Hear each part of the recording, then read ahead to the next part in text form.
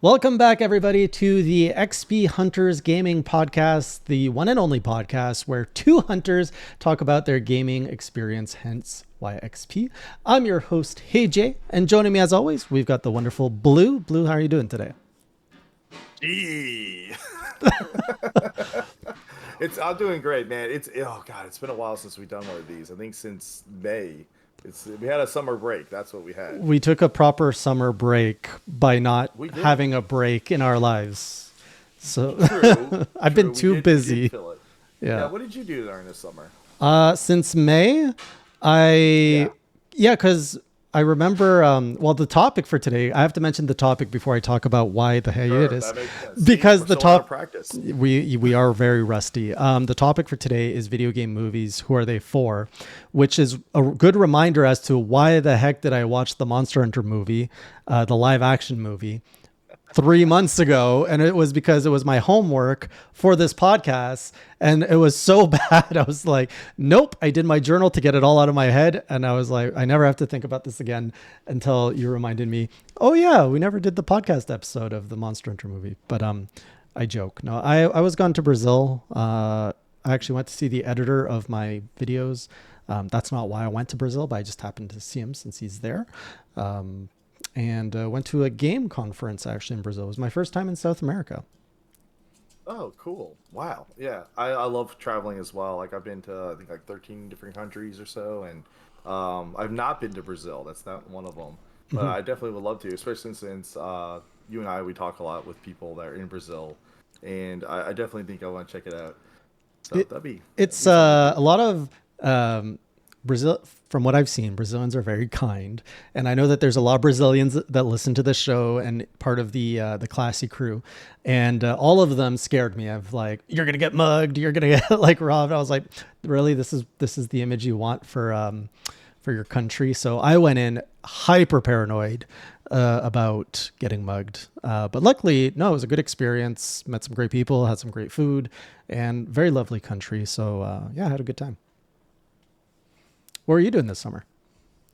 Oof. I took this time off also as well. I say, like I said, take time off. Not really. I use it to work on a lot of projects offline. Spend time with like family in the community as well. Like I have these PNG Duper things I like to make for people.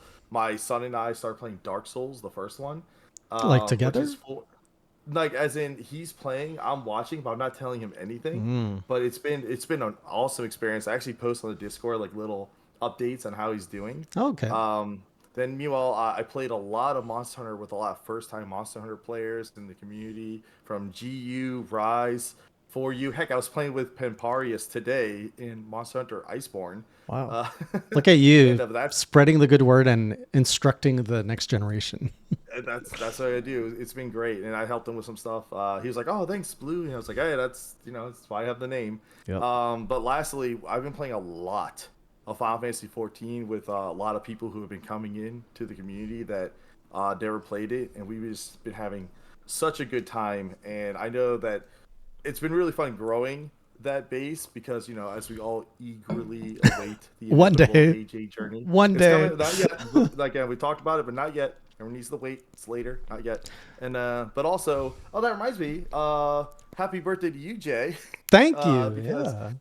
So I'll be following your aging footsteps in a few months. Mine's in November. I do remember that. But mentioning birthdays, you're doing your first and certainly, hopefully, not your last 12 Trials of HeyJay. Mind telling us a bit of like the love and pain that you've experienced so far on that journey? Yeah, I was going to bring it up as the reason I didn't start Final Fantasy 14. One of the reasons is I have all these pledges I have to get through.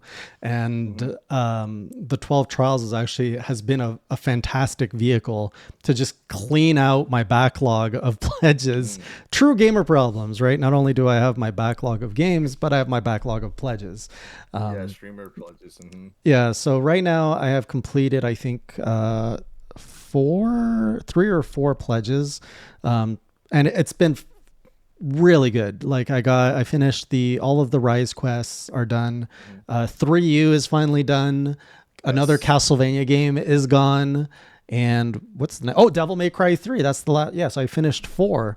So I'm just like getting I feel like I'm Oh, making so much progress. And yeah, and you have another Castlevania coming up too. that's right. Yeah. Castlevania Lords of So Shadow and then 2. that's it. Then that pledge is complete, which is fantastic My because very that's your first first pledge. pledge. Yeah, Yes. before the Monster Hunter blow up. Blow up. Um, when I was just a streamer that only played Castlevania. For those who might not know about that, I had never played Castlevania in my life, and I decided, okay, this franchise, especially when the like collection dropped a few years ago, I said, okay, what's the big deal about this game? And so I pledged to play the entire franchise, and this was in 2019, so 4 years ago. And I have gone through 25 plus games, and now the last one, Castlevania Lords of Shadow 2, lies ahead of me. But I've kind of covered, now I want to cover all Castlevania lore. So the next logical step is actually the Castlevania Netflix series, because, and you see what I'm doing here, right? And then that, because that dropped, actually season one dropped when I started my pledge, I think like 2019. I think I'm actually gonna look this up. Yeah, go ahead and check that. Yeah, like but yeah, Castlevania, oh my gosh, like that Netflix series, if anyone who's listening to this, if you have not seen it, see it. Get your hands on it however you need to. Um because not only did it's like 4 seasons I think for the first story, but now we're getting the sequel story which is going to have like Richter and things of Yep. that nature. But like of all the different Netflix adaptations I always hear about with like people are like, "Oh no, it's a Netflix adaptation." It is the one that I promise you is fantastic. It's beautiful. The writing's so good, great voice acting, just all around great experience. My wife's never experienced Castlevania. She loves it. Me, I love Castlevania. I love it. So win-win. So I just checked. Season one was actually 2017. So I'm trying to Hmm. remember. I think I may have watched the Netflix show before starting my pledge. And it was the Netflix show along with the collection release where I'm like, oh, this is a franchise I got to get into, because I always thought Castlevania was just kind of like spooky horror, like stuff that I'm not into. But when I saw the lore that's introduced in the Netflix show and the character Trevor Belmont, like I actually, well, you can't see it, but I have like a little statuette of Trevor Belmont from the Castlevania Netflix series, just because I love his character, I love his design, I love his persona, and yeah, that's what got me into Castlevania. And agree with you. That Wow, is one of the adaptations I will point to as this is how you do it. I didn't know that you hadn't experienced Castlevania prior. Like I thought that was something you grew up with. No. That's that is an XP hunters like to the T. We're always looking for those new experiences, and boy, what a great one! Especially since I know you like Metrovanias. Like you love Metroid. Like I love Metroid. So There was so many reasons for me to do it, because it's a genre that defined, well, it's a franchise that defined a genre that I love. So I'm like, okay, I got to figure mhm. out what this is all about. And then seeing that, like, it just all came together nicely. And I actually went in chronological order of the games being released as best as I could. So I started with Castlevania 1, then I did Castlevania 2, then like the Game Boy one. So I used the collection to help me out. And whew, good thing, because I could use save states to get through. Those old games are like Oh yes, rough without save yes. states. Yeah, it's funny with when re-releases like that happen, people are like, "Oh, well, you use safe states." Look, I'm just happy you got to experience it, you Hmm. got through it, and especially in my day and age, sometimes we don't have time to master the games like we did back in the day It was a when we were different kids playing on time. the S. Yeah, You got so like like 3 games a having this year. now. Yeah. Right. So, or heck, I remember renting Castlevania from like the video games, like the video store, and like my brother and I, we rented that game constantly. So yeah, you talk about 3 games. Heck, even if it was every weekend we were renting it, we were getting through it slowly. But that's fantastic. God, I'm so glad that you Yeah. finally got into it. Speaking That's of renting, I remember I used to love Aladdin, um, like yeah, the yeah. film. And so I rented the Mhm. video game on my Sega Genesis all the time. And I played it for multiple weekends. And I remember it was close to before Christmas. And I was so excited because I beat the game. And I told my mother, like, oh, look, I beat it. And I could see her like biting her tongue or something. And I learned like a week later, she bought it for me for Christmas. And so she's like, well, do you still want it? And I was like, yeah, yeah, I do. And I ended up like just Yeah, replaying I'll it a play it lot. again. Yeah. Me too. I think of all the Disney movies of the games. It's funny, Aladdin was the one I played the most. That was the one I beat over and over and over The again. Super Nintendo or the Sega Genesis? Because they were different. The Sega Genesis version. Oh, okay. The superior version. One. Yeah. Yes, the better one. There was Lion King too, but that one was harder. I did that one on Super Nintendo. My wife, that was for her. She even said like one of her greatest gaming accomplishments was to be like, I beat the Lion King on Super Nintendo. It was a hard game. It was hard. Very hard, yeah. So, but that's funny because there we had beautiful movies being turned into some truly challenging games, and then we have our games being turned into the challenge of being adapted correctly. Castlevania may have been one that was successful, but like today's topic, video game adaptations, who are they for? Because the problem is a lot of times they fall flat. Like, let's talk about that topic, shall we? Yeah. So tell me, video game movie adaptations, like I said, they clearly should be for us, but they always try like to be a general audience. So I just want to hear your thoughts on what are your opinions and thoughts on adapting our games, how well it's been done, not done well. Who are they for? It's a great topic because this goes back to I think the original Mario in the 90s was one of the, and I remember I went to the theaters to see that, and I was a huge Mario kid, and I go to see that, I was like it did not feel like that movie was for me at all. I was like, okay, there's a character named Mario. Why is it grungy? What is this Yoshi? Well, that's a Koopa? What? So I've pretty much written off film adaptations of video games for the last, let's say 20, 30 years, because they have never been done right. But I say with a big but, not with a big but, with a big B, whatever.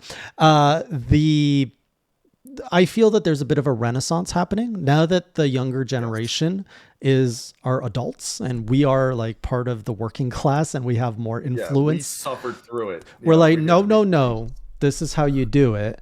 But at the same time, it's hard to say that, we're finally like getting in, like Detective Pikachu, I thought was great. Witcher 3, the Witcher series, I thought was great. The League of Legends Netflix adaptation, like all of these were happening kind of simultaneously. I'm like, oh my God, it's happening.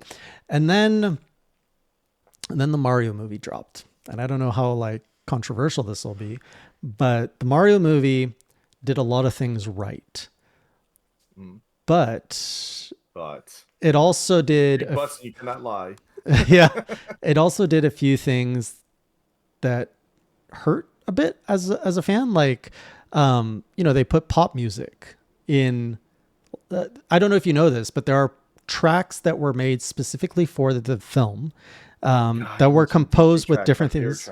Right. And they took that out and they're like, let's put a pop song in here that just feels completely out of place. Like, it's not that there's anything wrong with pop song, but having Mario try to do parkour to I Need a Hero just doesn't work. Like, it works in Shrek, does not work here. Okay? Yeah, just embrace the fact that like Mario is cool in his own world with his own like musical score. Like, if there's one thing that's great is Mario's music is so iconic. Lean into that. Why do you got to slap some pop music to try to make it? So I think it's more of a symptom though of the studio in that case. It was very much, you could tell it was made by the same people who made the Minions. Like, it was just shallow, which some people could say that's okay. You don't need a movie with a lot of depth, but you can have a movie with heart. And I feel the Mario movie lacks heart. And that's that is what's missing from that movie. It has great references. It respects the source material, but it lacks heart. At the end of the day, you're not left like, I don't know if you felt emotions from that film, but I did not. No, I did not feel emotions either. You know what emotion I felt? I felt betrayal when I heard the amazing track that was the DK song that got cut. And when I played it for my wife, I was like, you could hear that Donkey Kong Country theme and everything rolling through it. It is, in my opinion, the best track in that entire soundtrack. I've listened to that soundtrack, and it's the one that got cut. Like, I can't wait to watch the DVD or Blu-ray or whatever. I know I'm old. But the thing is like, people are like, hey, you didn't say VHS. But play that song over it and see. Have you seen the overlap? Because some people have done it online. Oh, they have? They? No. And the worst is it synchronizes with the scene. Like there's a part, you know, when they fly off the road and they're like in the air, so like you're kind of holding your breath, the song stops there. So it was made for that scene and they just cut it. It's so dumb. So there's still like some bad decision makers in the studios. Yeah. All right. Well, before I give my full 2 cents, it's going to be a bit of a rant. I just want to be clear. When I talk about the like adaptations, I mean like it can be live action, you know, CG, 2D animated, but just so we're clear, like though we all know live action is the most guilty of this. Now, as for bad adaptations, we see this happen too often. People use the IP, but they fail to fully utilize the source material. Since I was a kid, I said time and time again about to all my friends and such, like just use the source material, and they would you know rebuttal, oh what, just make it a movie, just like the game scene by scene, but it's live action. My response was yeah. The problem is these Hollywood adaptations are clearly not for us. It's made for a general audience outside the fan base that loves it so much, and they expect that we, the fans, the established fan base, will come out and see it. So they know they're going to get our butts in the seat. But those are guaranteed ticket sales. But to broaden it to the general audience to get new or returning butts in those seats for increased revenue, that's who they're gunning for the most. Which I always found completely foolish, considering it's the story and everything. It's the game that we had that's what made it good. And it's our experience with it. Right. Like a simplified example would be if you recognize the project as something like a square, it's square and it's blue, then why change it to something that's rectangular and purple? It's close, but it's often too different to be recognizable, too different to capture the essence of what got us, the people who made this franchise popular, invested in that property.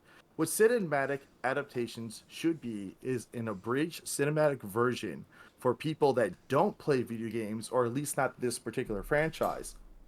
It should be a love letter that we, the fans, can vicariously use to share our IP with, you know, others in order for them to try to draw them in, or maybe try out the franchise as well. Because that's what most video game adaptations aim to do, draw in a new crowd. A group beyond the already established fan base. Instead, they fail to nail down what we love about the IP, resulting in angering the fans and missing the opportunity to bring in new people. Now, I know a lot of franchises may not be already cinematically charged like the games we have today. Like recreating God of War 2016 or The Last of Us is much easier now because of how story driven they are. But look at like something like Mortal Kombat like 9, 10, 11. Those compared to Mortal Kombat 1, 2, and 3, there's story in 1, 2, and 3, but to make a movie adaptation, you have to cobble something together, fill in the blanks. That movie was good.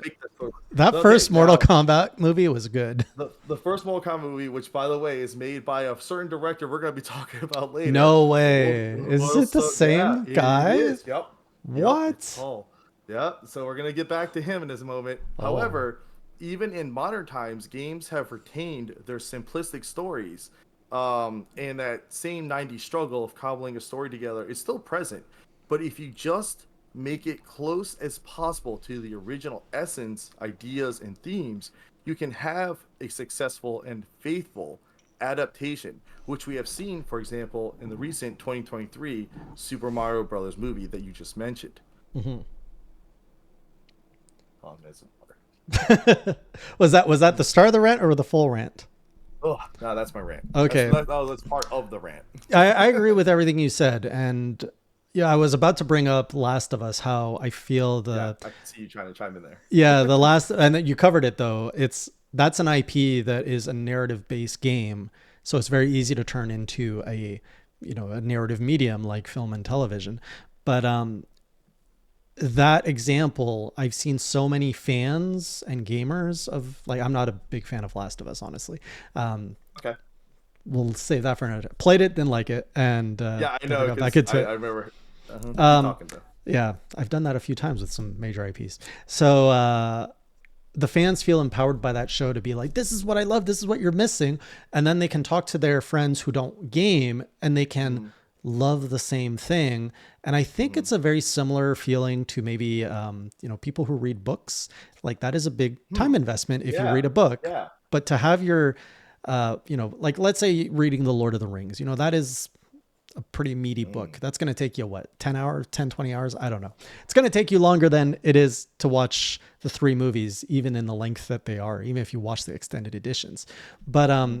it bridges that gap where like, the niche, which I would say book readers are more of a niche than film, lets them overlap. Now with gaming, it's interesting because I believe the gaming audience, if it isn't already, it's going to be like, we were a niche, Mm-hmm. but That's true. we're Yeah. not, like, gaming is so mainstream. Everybody like pretty much younger than us has played games, has been into games. They grew up with games, just like the generation above us has grown up with TV and film. It's just integrated into their lives. So I think as like right now, I think we're seeing a lot of lack of creativity in the world of film and television.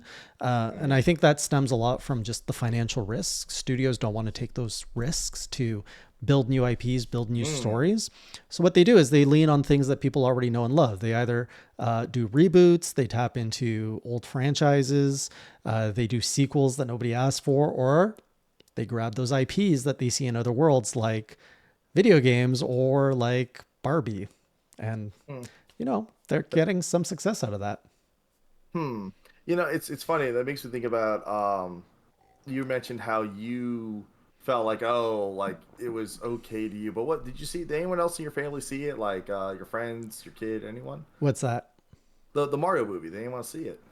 Or was it Um, only you? well, Or you the I'm one not the who best thought? example because my social life is kind of sad. But well, actually, I have to say, like, the thing is, everyone who I know that went Mhm. is a Mario fan to some degree. Like they play either casually or I don't know much. Yeah, I don't know anyone who would go, but it's a very specific movie. Like it's a movie you're either a fan or you're a parent Mhm. with kids. I can't Hmm. imagine anybody outside that demographic going. I think I know the response to this. For me, it's like when it comes to the like my friends, family, co-workers even, they Mhm. all really liked it. But in truth, we all kind of gave it like a 6 or 7 out of Oh 10 kind wow. of feel. Yeah, like I do. So you're like your feelings are not like one. You're not alone. I do appreciate that they did not like fall into a lot of tropes and cliches with this movie. Yeah. Like I would have loathed this movie if they had like a third act falling out between characters like that gets resolved in 5 minutes. We see that happen all the time. As a matter of fact, DK and Mario have a scene that would find like where they have to find like common ground. They talk about like their fathers, Yeah. only to have DK turn that into like a funny moment. I really appreciated that. They just didn't have this body moment like nope. He used it to insult them further, and I loved it. But as I was saying though, as for a movie, yeah, it's okay. But as a Super Mario Brothers project, Hmm. that's just trying to be Super Mario Brothers, not trying to tell a deep story or be innovative or not trying to be the next Pixar masterpiece, for example. It was to me like an 8 out of 10, like 9 out of 10 as a Mario project, but not like as a movie. But I can agree to I mean, that. Yeah. yeah, and to me, like that's a success. That is what I want. I want playing. Honestly, playing it safe was the Mhm. correct move. To It be made over $1 billion. Yeah, go ahead. to be fair, they weren't playing it safe because they brought in all new voice actors for the whole cast, which was very risky. You remember when they revealed that? Everyone's like, Jack Black Mm-hmm. as Bowser, what? And now everyone's like, oh yeah, Yeah. Jack Black as Bowser, please. And the song Peaches, right? Like that went viral outside of the two demographics I mentioned. Like everybody knows that song, whether they watch the movie or not, like just from the memes. So Sure, sure. Well, when it comes to the voice acting, it's interesting with the celebrities and such. That's actually a move that I kind of don't like. This move, I get why they do it, but I do not like it, and here's why. Like, first of all, it takes away from the production costs. Getting celebrities, they eat yeah, up a lot of the budget. Secondly, a lot of actors don't have voice acting experience. Jack Black, he has experience, so yeah. he's excused. But do I need like the original cast though to reprise the roles? Sometimes yes, Mm, sometimes no. Like, here's the thing. Charles Go ahead. Martinet would not have worked as Well, a that's like 90 Charles minute Martinet. Yeah, Mario. yeah. Charles Martinet is the voice of Mario, but I'm not gonna lie. Like, yeah, I don't think I wanted to hear his voice for 90 minutes, and that also goes for Peach, and definitely, without a doubt, goes for Toad. Like, Toad was a voice that change needed to happen. Yeah. And while I found the voices ranging from okay to great, there was one I really didn't like, was just Cranky Kong, which was Fred Armstein. Like, I Mhm. just that one didn't fit at all for me. But like I said, I like a lot of the voices. Like Charlie Day was actually quite nice as Luigi, and Jack Black did a good job. And I love Jack Black's music and quirkiness, but his song in the movie Peaches, Yeah. let's be frank, like that voice was Jack Black. That's not Bowser's voice. No, And yeah. so Very yeah, much. exactly. But I felt like his singing voice doesn't match the character, but I like it. At that point in the movie, I was like, screw it. At least we're having fun. Yeah. And you know why I know we're having fun? That opening commercial, that was the moment I knew this movie was going to be a good time.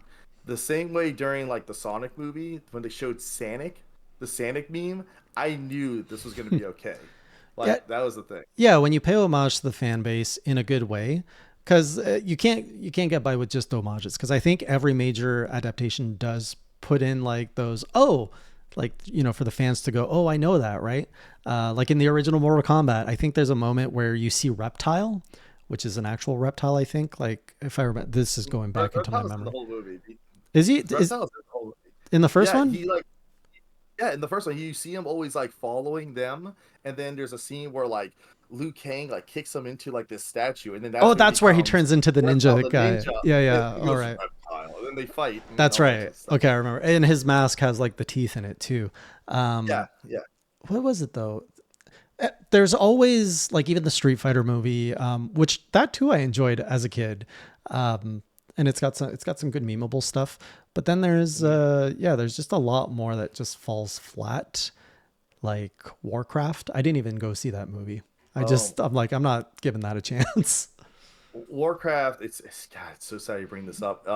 Warcraft is an example of a movie that actually did really well like overseas. Oh It didn't do really? well here. Yeah, yeah, yeah. Actually, it made a lot of money in China, and Oh they really, really loved them. Like the sad thing is, if they had released the Warcraft movie within the time of like Warcraft, there's World of Warcraft about to say, but Warcraft like Wrath of the Lich King and stuff like that, which is the technically second expansion. I'm sorry, second expansion. Like we call it the trilogy because there's World of Warcraft, Burning Crusade, and Wrath of the Lich King. yeah. If they had released it within that window, that would have been the prime time to release it. But the time they did that, not only did that ship sail, that movie was actually pretty good. And there's a lot of people over in China who wanted to give money to keep it going. I don't mean fans giving money, like the Chinese government wanted to Oh give money to the wow. studios. And there's been talks even up until like 2018, 2019 of a of that movie ever taking off and doing the second part and such. The Oh movie's actually really good. If you've ever seen it, it's actually not a bad adaptation, but it just unfortunately just didn't reach the audience that we have here. And that was a challenging movie to make because to make both sides happy, and they basically chose to tell the tale of Warcraft 1, which is great. hmm And I actually really liked the Warcraft movie. And I'm just so sad that it didn't make money because you look at something like we talk about playing it safe. Look at, like I said, I was just mentioning how Mario made $1 billion, but the thing is, the reason it made $1 billion is because Mario may be a big name, but if it was like you mentioned the 1993 movie, if it Yep. had been the 1993 movie but CG, that movie would have bombed. That movie it would have made Yeah. like $10 million instead of $1 billion. Well, I think it So, had the fact that it had the failure before, it had that pressure that it needed mm, to succeed. And then you have other studios, like you mentioned the Sonic movie earlier. That that yeah, that was heading for a disaster until yes, luckily the studio decided, you know what, it's best to just fix this, like fix the initial reception. mhm. And we don't see that a lot. Not enough to have a full redesign like that in a movie, but they did it and it paid off. And then we got a sequel, and I didn't really like the sequel as much, even though there was more like fan service in the sequel. Hmm. Um, I don't know. I feel again, it's a thing of maybe I feel more like I know these games don't have deep stories, Sonic and Mario. Like, you know, I mean, you Sonic has a lot of story, but if that's if you get into all the comics and TV that's the shows and thing, stuff. yeah. And that's what I like. My Sonic is I got into the lore deep. I watched the Saturday morning cartoon, which was more of the freedom fighter thing. I got into the Oh, comic the book Archie comic. series. Oh, yeah, and all Yeah, that. yeah. Yeah. And so Mm-hmm. to me, when I was playing like Sonic 1 and 2, I had all that lore in my mind and I was building Yeah, the me too. world. But you know, you go back now and it's all kind of weird. So none of that really is captured in the movie, and it's like, there's so much like missed opportunity. Like this could have been a whole freedom fighter versus an empire type of story, but I think that would have blown up the budget too much. Yeah, and the thing is, it's funny you mentioned like which Sonic movie you like more. I think both Sonic movies are both really good, and I've seen some people be like the first one's better than the second one, or no, I like the second one more than the first one, Hmm. and they each hold their own merit as to why you can like each one more than the other. So because of that, I like them pretty much equally. If I had to pick one though, sucks. I maybe would go with the second one because it felt more like we're getting more Sonic-y, and I like Yeah. that. And you know that makes me think of something. Let's talk about Sonic for a second. Like I was talking about like the voice acting. At first, like I wasn't thrilled about Ben Schwartz being the role of Sonic, but Hmm. when Ben brought in some of the humor to the movie via like his comedy tropes that he does, for those are like little wins for me, you know, because especially if you watched him in Parks and Rec, but then they bring in like the voice actress who does Tails, and this was instrumental to getting the character correct because she would comment at the reading table, oh, like Tails would say it like this, or Oh. Tails would think of Sonic this way, or oh, and Sonic wouldn't do that, and then she would explain why, and it was because she had time with these characters. This is why bringing in experienced people who've already done these characters could be very helpful. I mean, look at Mark Hamill. He I was chimed exactly in. thinking of I was gonna I was gonna Yes, use him. yeah, yeah. Like Mark Hamill, he chimed in that Luke wouldn't do this, like Luke wouldn't do that. And when Right. filming The Last Jedi, they basically told him to just keep to himself, and he Just felt follow the like this script. Luke wasn't his Luke. It Yeah. was this Luke Scott. This wasn't Luke Skywalker we all knew. That Hmm. this guy might have been called like Jeff Skywalker. But also, he said, you know, like any good actor, he kept his mouth shut, did his role, and put faith in the studio. We all know how that turned out. Yeah. But again, we all have surprisingly good celebrities. Like you mentioned in the second Sonic movie, look at the wild card that was Idris Elba. And to my surprise, he did a fantastic job. I mean, we all know he's a great actor, but like I said, voice acting is quite different. I've seen actors struggle to do voice acting because they're not used to having to go through the different type of acting that it is. Hmm. But like, you know, like just like majority of the Mario cast, I found that they all did a pretty, you know, splendid job. They did fine. Yeah, it was good. I had nothing to criticize. Like I the Donkey Kong voice, Seth Rogen. I was like, oh, this is not going to work. And then I saw him like, yeah, I can get behind this. It kind of works. It's so funny with Seth because when they approached him, he told them, he goes, you know, I don't do voices, right? He straight up told them, I'm not doing a voice. Oh, I don't do voices. And then, he's like, and then they still said, yeah, we still want your project. So he said, okay. So he did it. And the funniest thing was when, it's funny because someone I know we talked to in the Discord hated that I told them this, that I said, when I went and saw this movie in theaters, we there was all these things that people were posting on the internet of like using Seth Rogen's like ha ha ha, ha voice, the laugh he yes, does, yeah, and they linked it up with like the Donkey Kong for that Donkey Kong show, yeah, and when the moment came in the movie theater where he did his Seth Rogen laugh, ha ha ha, whatever, yeah. the entire theater laughed and cheered, and I thought it was so funny. Because I was like, well, look at that. Like we all accept his his laugh as the Donkey Kong laugh. We just, But yeah. The thing was, they weren't too afraid to embrace the weird and just go full on. Like they could have tried to just have hide some it or play fun. it off. Yeah, they had fun. Hmm. No, it's interesting. I love how we have talked so much about the movie adaptations and have fully avoided talking about the Monster Hunter movie, which is Uh, fantastic. uh, But well, before we go there, I just want to address it. Um, I think we're bringing up another point, and maybe this is a little too far on a tangent.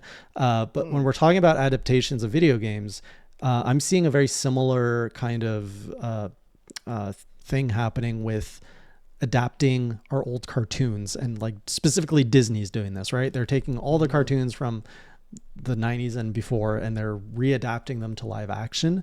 And I don't mhm. know who that is for because I'm a fan of all their Disney like cartoons from the all their Disney cartoon films Disney from the Renaissance, 90s. especially, yeah. And I'm like, I have not seen The Lion King in live action. I have no desire to see that. I'm not going to go see The Little Mermaid in live action because the one I've seen is Aladdin.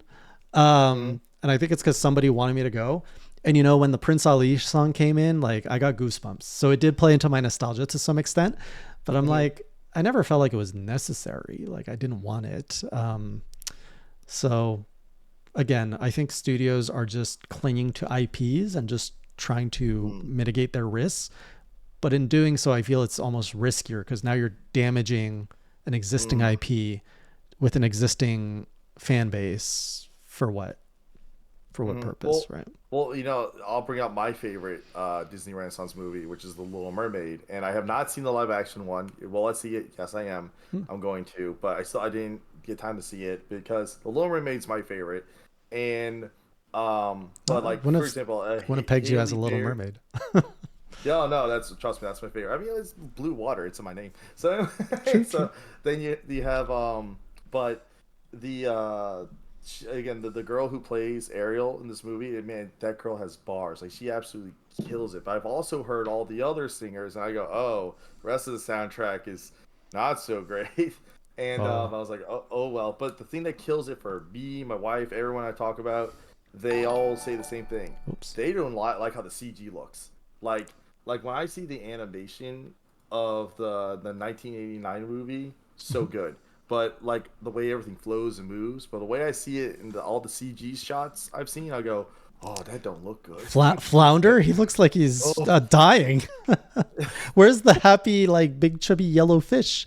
No, it's I had so much Flounder merch as a kid too. Like I had a big plush of Flounder. I had like this pool toy thing of Flounder. I had a bath toy that was Flounder. Like I love Flounder. Yeah. And to see my boy, look how they murdered my boy. I feel it's the same kind of thinking like, hey, let's put Simpsons as a live action thing where they try to make skin like translucent yellow and it would just look horrific. Watch them do that though. No, stop saying this. I don't want to see this at all. How would Bart's hair even look like? Would they just try to give him blonde hair on top of the yellow, like loosened skin? There's an AI thing I saw. Like somebody did an AI program for all the Simpson characters so that we could see what they would look like, and they are horrifying.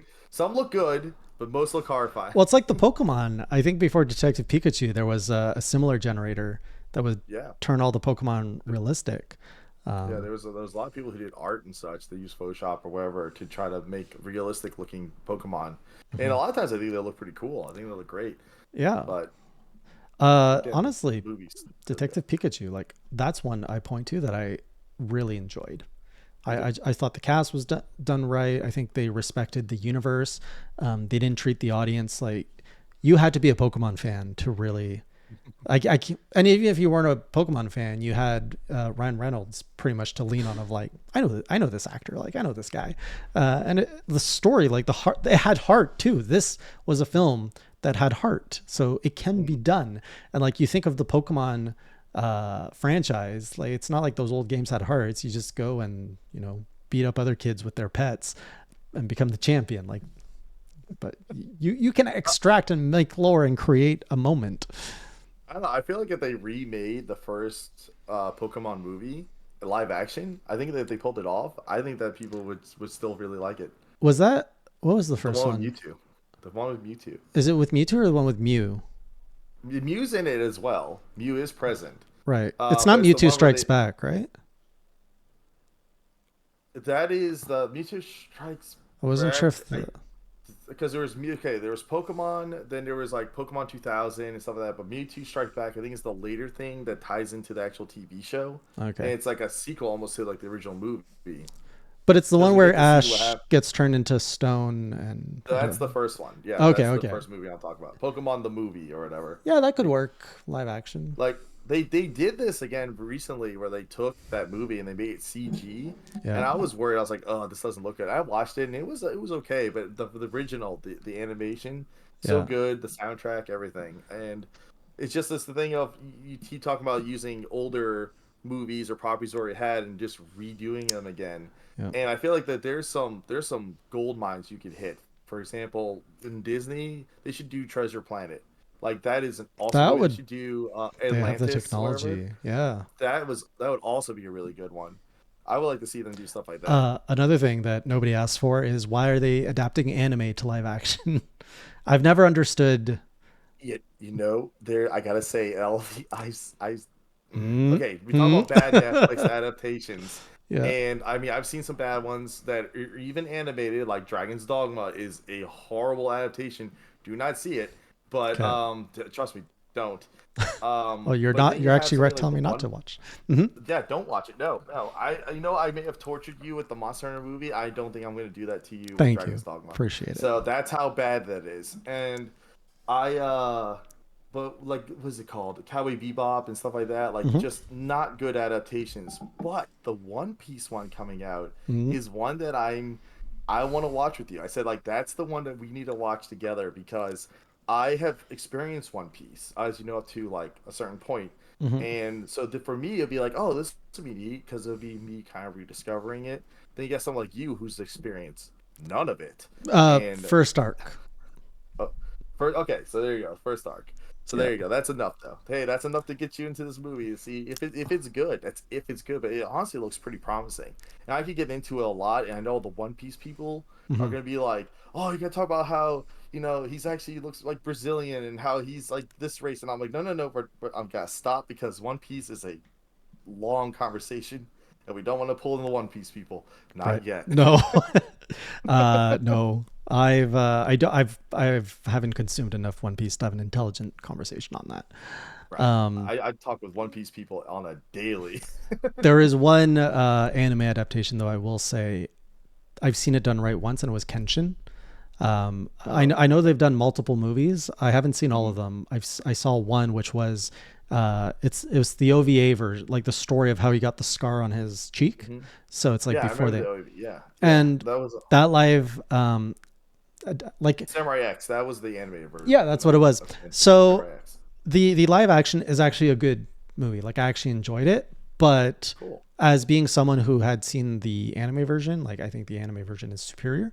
But it's like a Mhm. nice like okay, I can respect Oh, what they they did did a here. good They did job it right. adapting it. Okay. Yeah. Right. Anyway, so I mean, and that's the thing. Like you mentioned Witcher, which is interesting. I That's a Netflix love that one. adaptation. The first season of The Witcher, I really liked. But I know it's the subsequent seasons has made people go like, ah. I actually didn't Have watch you seen season this. 2 and 3? I have not. I actually bought Witcher 3 because of the Netflix show. So I Yeah. didn't know much about it. Saw the show. I was like, oh, I like the lore. I like the character. I love this. And then I bought the game. That's like the writer of The Witcher of the book series Hmm. that got adapted and turned into a game. He got in a dispute with CD Projekt Red because he was all like, "Oh, he like there was arguments with the two of them because they're like, the reason why your games sell so well is because of me." And the fan base was like, actually, I didn't start buying your books until I started playing the Witcher games. Like CD Projekt Red made you famous, sir." And he's like, I Right. was already established, like well-known author. But it was just interesting because that was like the Western crowd talking to now this European writer. Hmm. So it was this thing of like The Witcher was already a hit over like in the EU, but Yeah. for us in the West, Like like you're in he Canada, you're in North America, you didn't pick it up until after. he was probably an established author, but I think the game like propelled him into superstardom of It did. now your Mm-hmm. IP is recognized around the world in multiple mediums. To this day, Mm-hmm. I don't know who the author actually is. So it's not like Was that it's not like Lord of the Rings. I know it's J.R.R. Tolkien. Um, like, I and usually. the games Mhm. are quite different from the books, by the way. And just like how if you watch the Netflix series, they're Mhm. quite. If people are like, oh, they're gonna be like the books stuff. That's like what happened with what's his name? Guy who plays Superman. Henry Cavill. Yeah. Henry Cavill. His thing is he says as long as it is faithful to the books, or wherever he's like, I'm down for it. He Mhm. goes, you have me. The fact that he's like, I'm out, tells you everything. But And didn't then he get out because of a problem with his Superman contract? Like no, I th- that this is one of the reasons why he got out of the franchise because he loved, oh and that was a thing he even said in an interview. You can find it yeah. where and he was even on set like correcting stuff, which was really funny, and they were actually listening to Henry, which was great. And then but now they stopped taking some of his advice. and because of he's like, I'm walking. His one stipulation, he even said it in an interview, was as long as it is faithful to the series, I'm on board, because it's like his favorite series. He loves that and 40K. Warhammer 40K and Witcher is his two favorite franchises. Because I thought the story was he was supposed to keep filming The Witcher, but then he had to sign. There was a clash with his next Superman movie, so he chose the Superman movie for whatever reason. So then they had to recast him. Then the Superman movie fell through, and then he kind of ended up with no job between the two. Like he lost both. Well, it kind of maybe worked out for him in the long run, because now everything that happened, now he has, he's being in charge. He's the one being forward on making 40K live action happen. Oh, he's working on that. Yeah. Nice. Yeah. Okay. So that's the thing I keep telling everybody. Like, look, if you're not into Warhammer 40K, if you want to start getting into it now, because come like 2025 or more, when finally the project takes off, you guys are going to start seeing those adaptations. If Henry's behind it, he's going to do it right, and people are going to get excited, and people are going to want to start getting into that franchise. It's a cool franchise. That's something a lot more, though. I've always been curious about, but I know nothing about it. It's an IP. I'm like, I could probably get into this, but I just never got into it, so I know nothing about it. I got a bunch of games. I think I had to pick and choose what I think is some of the best Warhammer 40K games, and I was gonna schedule to do a bunch of them in 2024. Call it 2020 40K. Oh, nice. And then and play those games to share that franchise with people, because it's really cool, and show them the good games to play. Because the thing about 40K is there's a lot of okay games, and there's a lot of bad games. And they span across all kinds of genres too, because people are like, oh man, there's a new 40K game every year, like this is like Call of Duty, and they have to be like, no, see, this one's like an RTS, this one's like a third person shooter, this one is like an XCOM strategy game, this one is like, there's all kinds of different genres that they touch on, but it's a cool universe, very cool stuff. And that's the adaptation I'm most excited about seeing in the future. But as for adaptations that I'm not excited about seeing, or I would like to see, is our Monster Hunter one, which that one is. Why did you make me watch this? I was warned not to watch it. I've been a fan of Monster Hunter for 2+ years now, and I was cruising by with no interest to watch this, but I did it for you, and I don't even remember why. Well, okay.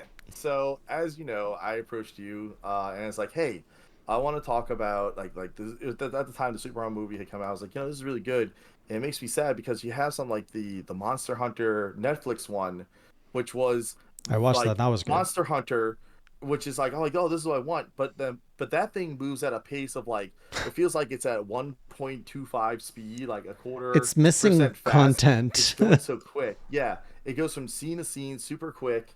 It feels like everything's sped up. It looks like it's a PS2 cutscene, but at least it captured and checked off all the little things that you wanted to see from a Monster Hunter like adaptation. And it sucks because I wanted that to breathe. I wanted that to be like 2 hours. And that's a movie that I feel like if they had just extended a little bit more, it would have been really good. I mean, heck, they touch on like the 4 points of the guild and all that kind of stuff. That's stuff we want to learn. That's things we want to know more about. The monsters were imposing, and it felt like you were actually playing the game, like seeing an adaptation. It had characters that we knew from Monster Hunter 4U. And we're like, yeah, and it's great because we got to see Ace Cadet, who we know now is Aiden, but then he becomes excitable A-lister. He goes to Monster Hunter 5, which is World, and this was a great thing to have. But it sucks because it's not a very good movie. But yet, it just like the Mario movie, where I go, oh, it's not very good. But as a Mario project, it's pretty good. As a Monster project, it's pretty good. It's good enough. But then you have the live action movie, and this is why I was like, you've seen because you saw the Netflix one, you made a video on it. Yep. And then I was like, but you never saw the live action one. And you're like, nope, I don't want to. And I'm like, well, I think it's only appropriate that we have to. I mean, heck, we're mostly a Soulsborne Hunter-esque podcast, so it's time for you to see it. So far, yeah. Well, I have done my initiation, and now I am, I have the tainted side of the community, the tainted side of the fandom. I have had to sit through that movie 6 times since we saw it. I've Why had to would show you do that to yourself? because I told everyone that like this podcast was coming up, and they're like, "Oh, I never saw it," and I was like, That's why "Okay, we I'll viewed just it go." together so everyone But could go I through it know we together. watched it with a bunch of people, but even still, I keep meeting people. Like, "Oh, I never Uh, saw." I was like, "All right, we'll have another movie night." And I keep rewatching with people, and I have been tortured time and time again. And you didn't even see the extra content. I was like, "Oh, you got to see the other extra 30 minutes," and you're like, "No, it's not even fun. It's not even a fun like watch with people. You know, there are no." bad movies where you're like, oh, let's have a good time ripping on this. It's not even a good time to do that. It's just Yeah, like, like we were watching movies recently over in my Discord. Like we were watching this one movie called like Black Sheep. It's a great movie. It was funny. It's kind of like Resident Evil, but like imagine instead of zombies, you had sheep. okay, And we it's fun. We'll watch it together, I promise. And but we were laughing, having a good time. Then you have the Monster Hunter movie. You're not laughing. You're not having a good time. nope. The movie's not good, and the movie is such like a debacle because you go behind the scenes and you go see all these interviews that lead into this movie with Paul, W.S. Anderson. Mm-hmm. Paul S. Anderson is the guy who made Mortal Kombat. It's what made us go like, movie adaptations can be pretty good. Mm-hmm. He, okay, here I go. So you look at these interviews and he got his hands on the property of Monster Hunter, the IP, back in like around when Try was happening because Oh wow. he was actually playing Metal Gear Solid Peace Walker, and there's a crossover event. And that's what gave him the brilliant idea of being like, yeah, this is kind of cool. Imagine finding like a Rathalos with like a gun, and that's what No. gave him the idea Well. of the military part of the Mm. movie. That was his inspiration. And the thing that kills me the most is, we talked about this, how like his wife and such, Mila Janosovic, who's in the movie, like she was playing when she was pregnant. She was playing like Monster Hunter 4U and stuff like that. Like she was playing the games, and she was she played Monster Hunter World, and her character's name is Artemis, and she uses dual blades, and that's what they adapt. So for them, it's just like a big cosplay event, Yeah. like expensive cosplay, but when you go behind the scenes and you watch all this promotional stuff, they build up this movie in a way that it is not the same movie that you saw. It makes you think that you're about to see a completely like all the military people, all the different people sitting there, they're interviewing, they're all like talking about the bonding experiences that all the Mm. different characters have, and like how like the roller coaster of a ride you're gonna go on, and all these things. It makes it sound like they're gonna be in the movie throughout the whole movie and not the Oh. first like 15 minutes. Right. And but spoiler alert, Don't I worry. know The spoiler nobody is cares. don't watch it. Yeah. Yeah, that's the spoiler. Like spoiler alert, don't see it. Yeah.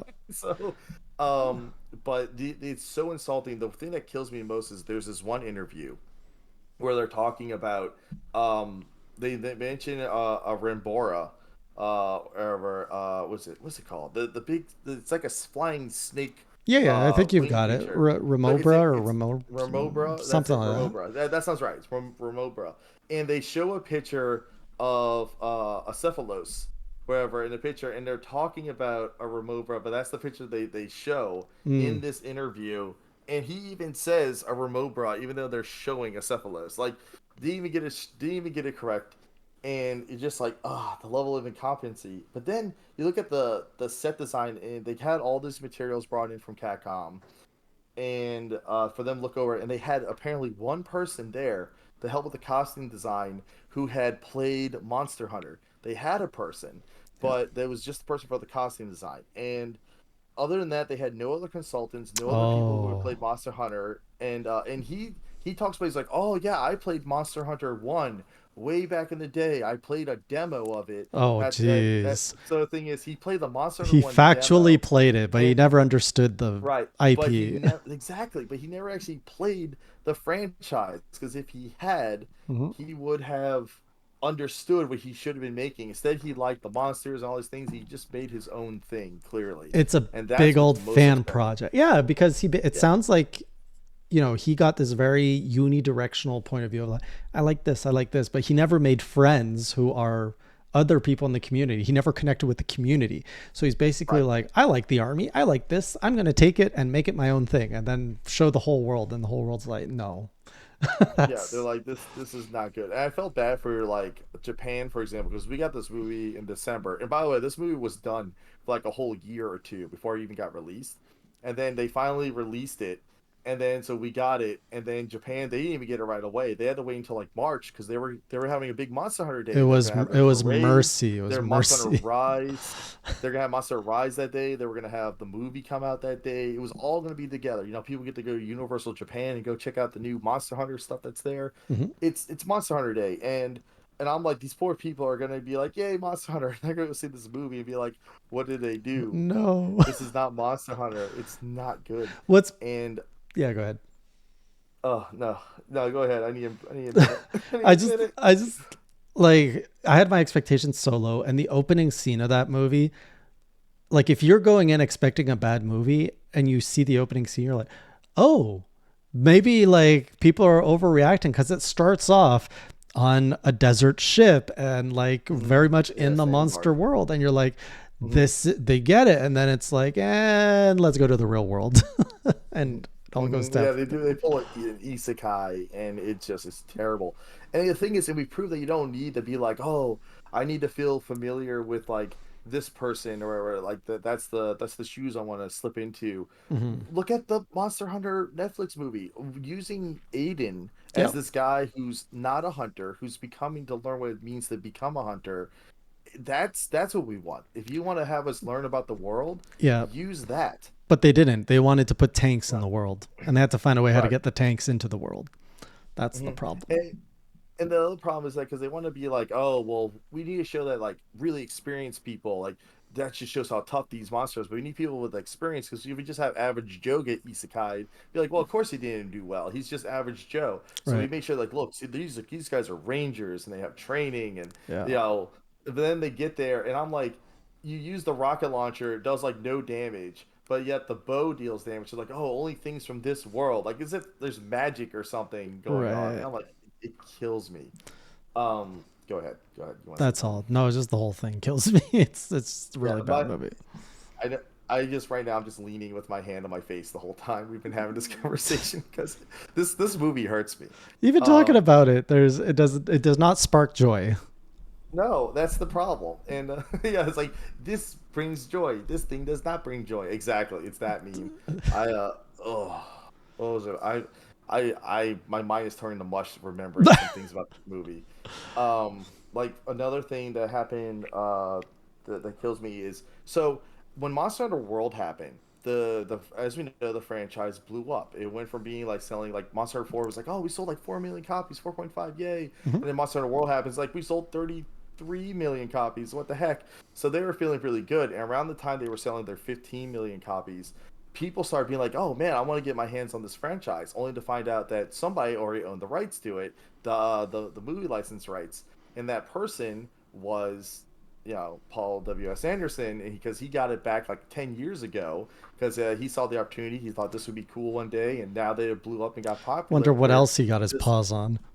I don't know, but I'll tell you one funny thing. Yui Boll, the German director, the one who did so many movies you guys may know, from Postal to Dead or Alive, list goes on and on. He actually tried to get the rights, I think, even before um, Paul W.S. Anderson had it, and Hmm. Capcom straight up told them that we would not sell you the rights. Like if there's any one person we would give it to, it would not be you. And I thought that was so Wow. funny. They straight up said that. They had Like, beef there. Well, I wonder what their relationship is with Paul after. I guess they still like him because isn't he making Resident Evil stuff, or was Monster Hunter the last production of Capcom IP he did? no, yeah, and that's the thing too. If you'd be like, oh, well, he had relations with Capcom, right? Well, it's a different subdivision of Capcom to get the licensing for Resident Evil. And but yeah, he did all the Mm, Resident Evil movies and stuff like that. Also, his wife was in that as well. And yeah, Resident Evil being my all-time favorite franchise, yeah. to see what I have between his movies, that new movie that came out that had nothing to do with him, the TV show that happened, I'm just like, I cannot win. The best bet you have is go see the CG movies that are canon, that are in between the games. Those are worth watching. They're good enough. They're just like our Monster Hunter Netflix adaptation. They're good enough CG movies, but He at least they're canon. he made movies for 14 years. Like I think his Resident Evil, didn't he make 6 of them?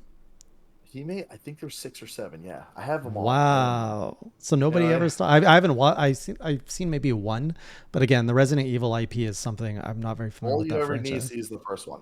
If anyone ever wants to watch one, Like the it's first one's good. actually a good movie. It's a good movie on its own, yeah. Okay. And that's the thing that kills me about the Monster Hunter movie is that like if it was I was mentioning Black Sheep earlier, if it was like this sci-fi movie, like the channel sci-fi, like SYFY, Yeah. like even at that, I would be like, yeah, this is a fine movie, but it's not. It's a big budget Hollywood cinematic like Flop. movie, and it's horrible. It's not good. It has so many problems. And one thing that also killed me was Tony Jaa. He plays the hunter, who's basically field team leader in this movie. Hmm. Like they had him like the fight scenes they had. He literally choreographed those the day they filmed it. Jeez. Like because they were like, oh, we're gonna have a fight scene here, and they asked like, oh, Tony, like do your thing. He's like, oh, okay, and then like he would get with Milia and like and her stunt double and such, and they would choreograph the fight scene or whatever. Because I mean, he did all his own stunts and work and everything, but Hmm. like but those fight scenes, everything he did, he just choreographed that right then and there on the fly. Again, Tony Jaa's awesome. I feel so sad he's in this movie, and I don't know why Ron Perlman's in this movie, Hmm. but. But again, like I said, if someone would be like, "Blue, you sound so incoherent when talking about this movie," I'm like, "That is this movie. That is what this movie is. Yep. Like, it's It's just an incoherent mess. And if you see the behind the scenes on the DVD, you'll be even more mad. If you see the interviews, you'll be even more mad after you see it. There's nothing positive I can say about this movie. This movie is. I mentioned like giving Mario like 6, 7 out of 10. This movie is like a 3 out of 10. But the right. thing is like at best, Like like even I cannot. take the IP away, like take Monster Hunter. It's not even a good Some people say it's a good monster movie. I disagree. It's not even a good monster movie.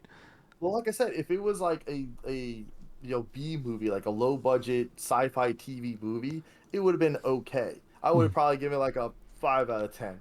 But as a movie with budget and everything, no, it's an atrocity. Yeah, I cannot stand it.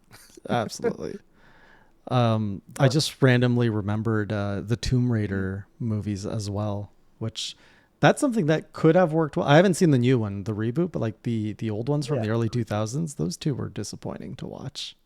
with what's her name? Angelina Jolie. Angelina Jolie. Yeah, that's it. Yeah, And yeah, those movies were okay, but that's an example of being like, oh well, there's not much story. But I'm like, but there is story you can do. there Look at Nathan is. Drake, like Exactly. Nathan Drake. Didn't that movie flop? Yeah, and that's another one where like Nathan Drake, like all those movies, Uncharted, Hmm. easy adaptations, would make a great show, great movies, whatever, and just no, it It's just didn't happen. basically an Indiana Jones film. Like like Uncharted is a game adaptation of Indiana Jones. So to Yeah. go backwards, just go back to Indiana Jones, but for a modern audience, and not with an old guy, but like with a young, modern guy. Well, here's our question, Jay. We've been beating up on this movie, but what would you have done to improve this movie? What would you done? Like I already said, like the animated Well, one, let me let get it breathe my more sweat. list. Uh, The Monster Hunter movie. What would I have done? yeah, the live action. Yeah. So I would have completely removed the army, first of all. Okay. I would have, if you're gonna have, I would have focused more either on the ecosystem, on the camaraderie of the hunters, on a specific monster, on how there's a balanced ecosystem, and like, the whole plot of every Monster Hunter is the fact that something is going awry in the world, and there's a monster that's displaced from its home and now is causing problems for the humans, and the humans unfortunately have to hunt it, and like that is the essence of the story that you need, and you can build so many like thematic like themes around that, whatever direction you want. We could have followed the story of a village, we could have followed the story of a hunter and his apprentice or her apprentice, we could have done so many other things, and it could have, been Rathalos Diablos. We didn't necessarily need more monster diversity, we just needed an interesting story. Like to me, that's the most important thing in a film. We don't need more effects. We don't need just a good story that you want to watch. Like we as humans, we use stories to convey emotions, ideas, thoughts. It's the whole reason we have these mediums, like these entertainment mediums. So just make a good story. Because what is the story of Monster right now? The story is get warped to a portal. Like, did the characters grow at all? No, no. They didn't. The Was characters any are super lesson? unlikable. Were there any lessons learned besides the one discovering chocolate? No. So, like, nobody, including the audience, gained anything from that 90-minute moment in their Yeah, lives. the movie's so pointless, and that's the sad thing. It's just absolutely pointless. It becomes truly a waste of time. Yeah. What would But you if change? I, okay, jeez, okay, I remember having a talk with somebody one day about this. Let's see. Well, first of all, if I could remove the military completely, I would have. Anyway, Yeah. uh, obviously, but if I had to get stuck with an isekai, if I did, it's one of those. Sure, we'll have our isekai type of moment and character, and then have them grow and develop. But honestly, don't do the isekai.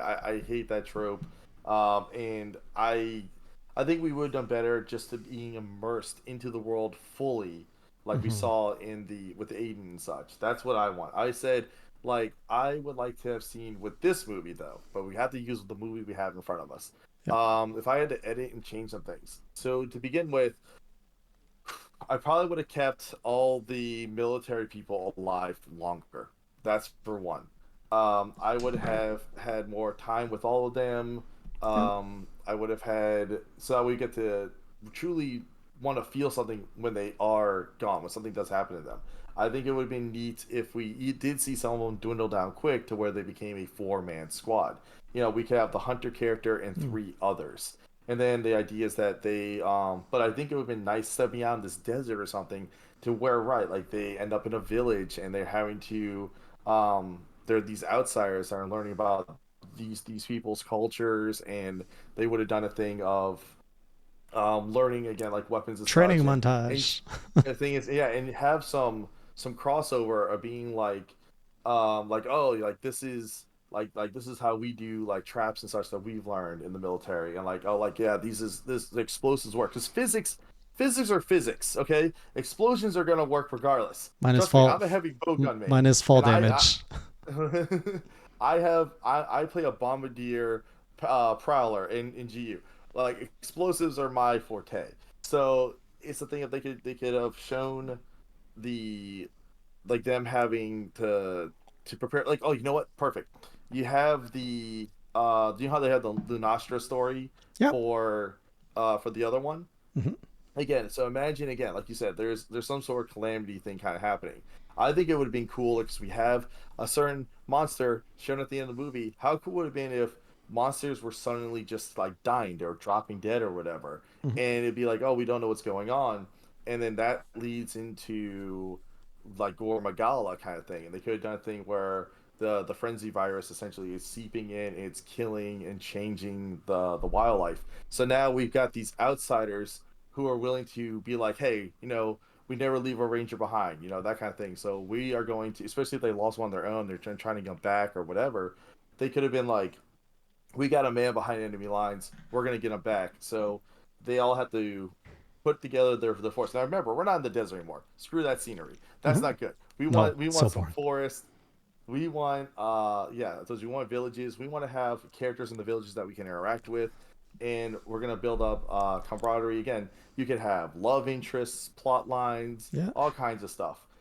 Go ahead. Using what the film actually has to offer, the whatever the plot device to get the characters from Earth into that world, that could have been used as the cataclysm or the event that's causing the monsters to like rampage. And then, Right, so what, for whatever reason, the humans end up in this world disturbing the balance of things. And now they have to work with the village to figure out like, oh, how do we fix our problem? And in the meantime, right. find their way home, learn about the world of Monster Hunter. Like, ugh, it's right Yeah, there. It's right there. and yeah, and that's the thing too. They wanted to have the plot point being like, oh well, we want to try to get home. They're like, oh, you can get home. Like, that's even that could work too. They get warped in, and then the Yeah. story is like, oh, like we want to get home. They're like, oh, there's this tower, like these ancient ruins that we know that that probably is how you got drawn in here, that kind of thing. Like, we can get you there. Oh, well, let's just go. And they're like, you can't because of this. And they talk about the monsters, like, a freaking Yeah. Joe in the way, whatever. Rajang is guarding the freaking temple area. Like, that's his Yeah. domain. They're like, you don't fight the Rajang.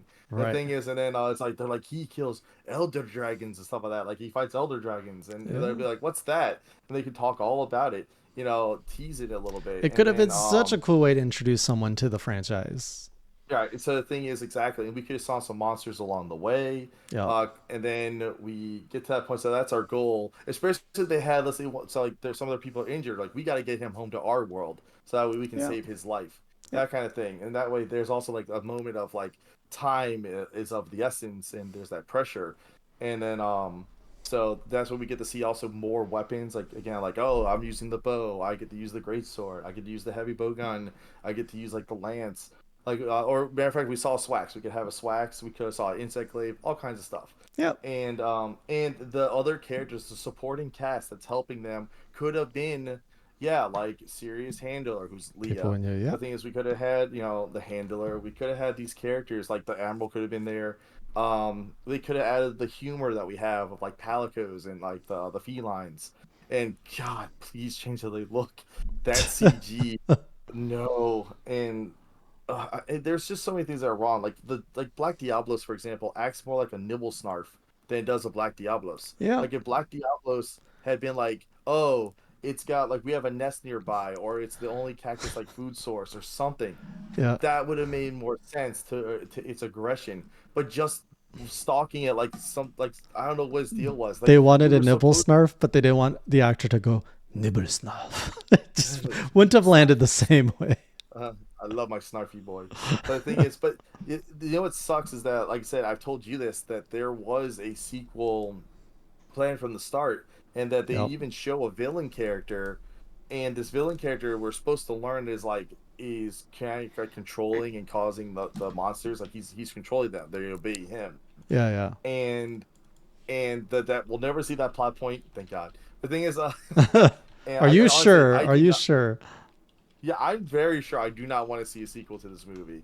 If there's so many movies I go, do not give me a sequel, please. Even if it has a chance to become better, this is a franchise I go, Okay. As of here's what April I've already. 24th, 2023, Screen Rant says there are no, I don't know why they say unfortunately, but they say there are no Monster Hunter 2 movie updates that confirm a sequel is in development, Hmm. which is So fantastic. yeah, thumbs up all around. I love it. Yes, I don't know why they victory say for us. unfortunately. Like, has Screen Rant Unf- seen this movie?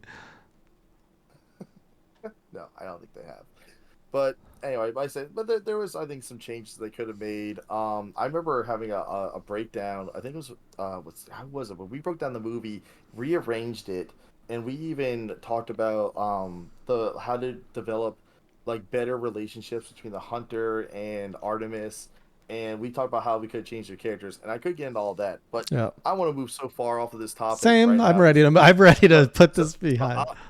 I want to talk about something that's more fun. Let's talk about something that's fun. So I have to ask you, Jay, if there was a video game property, which Mm, like that could be done well, right. whether it be a show, a movie, whatever. Yeah. What video game IP would you want to see?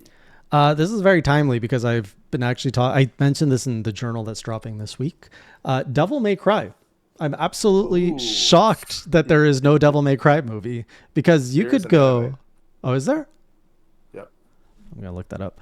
But that could work as a live action so easily. You can make it serious. You Mm, can make it B film. fun. Like you could go in any direct. I would say it's pretty difficult to mess up a Devil May Cry movie because it can go in so many directions. Oh, I love Devil May Cry. It's so funny because like there's so many of these great franchises and they're all Capcom. Like every single one I could talk about is Capcom, and it's like wow, Blue, you must really like love Capcom. Like, look, I discovered later in life, I go, huh, all my favorite game franchises are from Capcom. Hmm.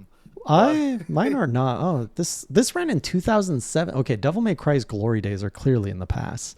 I'm looking up this oh, anime. you say that? Oh no, trust me, Devil May Cry 5. I can't wait for you to get to it. It's so good. It is Really? amazing. Oh my god, it is. I told you, I keep saying it is the Monster Hunter world of Oh, I Devil May can't wait to Cry try it. Yeah. because if I had to introduce this game to somebody, Hmm. I said Monster Hunter World is one of the best introductions I had to get people into Monster Hunter, and that worked. I got people to play Rise because of it. I got people to play older games because of it. Hmm. Devil May Cry 5 is the one I would hand somebody and be like, try out this franchise. You may know nothing about it, but just play it. And it's so good and does such a good job, gameplay and story wise, and music. Oh, the music. You're gonna be like, this game is stylized, sexy, cool. You know, like Okay, I gotta it. watch this Devil May Cry. It has all the characters that are featured in. I don't know if it came out after Devil May Cry 4 or before. It was after 3, I think. I thought so. It came out Oh, after Devil May Cry 3 for sure. because it seems to have all the characters that are featured in 4, which is like Okay. everybody. Um, yeah, I'm gonna Yeah, watch this. This is gonna be a journal, the Devil May Cry anime. yes, watch it. Watch it. I want Yes. to hear your thoughts on it. Yeah. Yeah, because when it comes to Devil May Cry, I always tell people like, look, I would hand people like 3, 4, and 5 as the trilogy, and then Right. be like, yeah, go back and check out the first two. I know a lot of people love the first one a lot, Mm-hmm. but Nostalgia. honestly, 3 is when it starts getting good, Yep. and 4 is a good game. It's really good. I love the characters. I love all the different characters you can play as. And Nero ends up being a great character, and I love 4 even more after playing 5. And Oh, I'm excited. so like that's the interesting thing. I appreciate 4 even more after 5. So and the best thing as well, I'm gonna mention this about Devil May Cry. The storyline of Devil May Cry got really shifted around, had a lot of problems. Like when you Hmm. talk about the chronological order, it was going to be it goes Devil May Cry 3, Devil May Cry 1, Devil May Cry 4, then Devil May Cry 2. Hmm. But with Devil May Cry 5, they used this opportunity to make this actually after 2, because originally they said it was going to be before 2, but then they decided, like, nope, we're going to make it where it's officially after 2. So moving forward, this is where we can go with the franchise. And it opens up Oh. so much good stuff. So it gives me so much hope for more Devil May Cries in the future, especially at this quality. We are, like, I'm telling you right now, I'm sitting pretty. Like, I'm eating good. Like, I'm so excited about you playing DMC5. Well, now I really, because I touched Devil May Cry 4 just a little bit, and I was like, oh, this All is that. really, really good stuff. Uh-huh. So if Yeah, you're telling me same. 5 is even better, I'm just like, Oh my god. And I'll tell you this too, and I'm gonna say it as well. Devil May Cry, we call it DMC Devil May Cry. That's the kind of reboot that was done by what was it, Team Ninja? That oh, one, interesting. I I'm gonna say it. Add it to your pledge.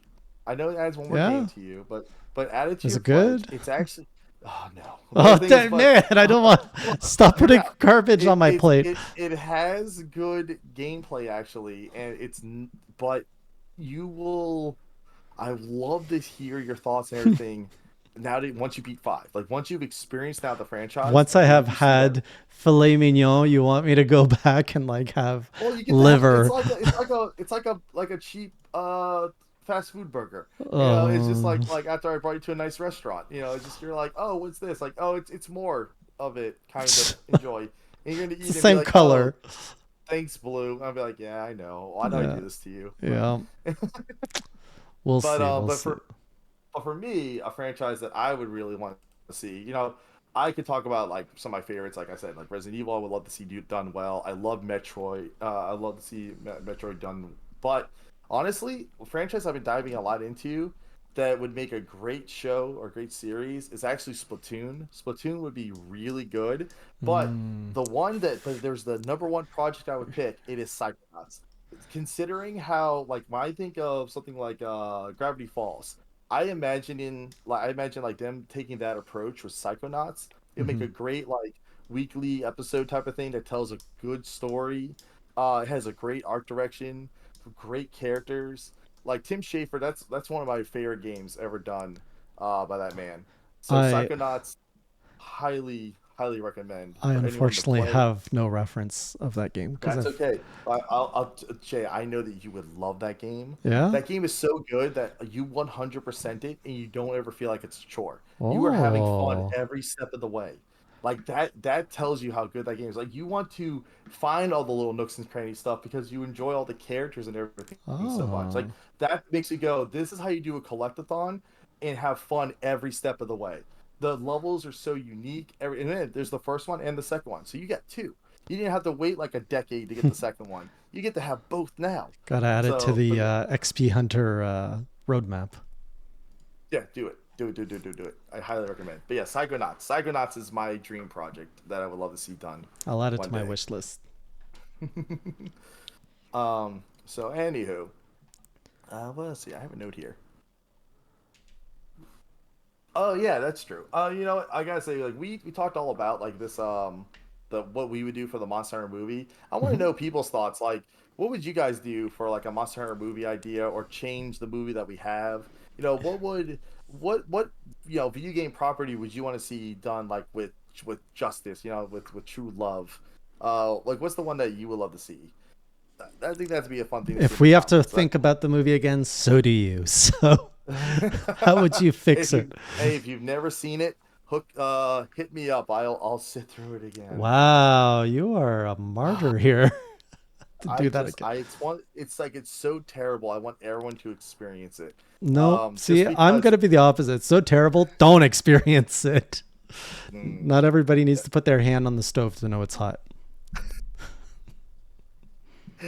yeah, I guess if our little rant today didn't discourage people enough, that should. All right, well, I'm ready to move on to before we get to the Community. end. Oh, yeah. Uh, Is it before we get to community time? community, actually, Okay. I want to talk about something Oh, that's with our community, and that has been your 12 days of HeyJay.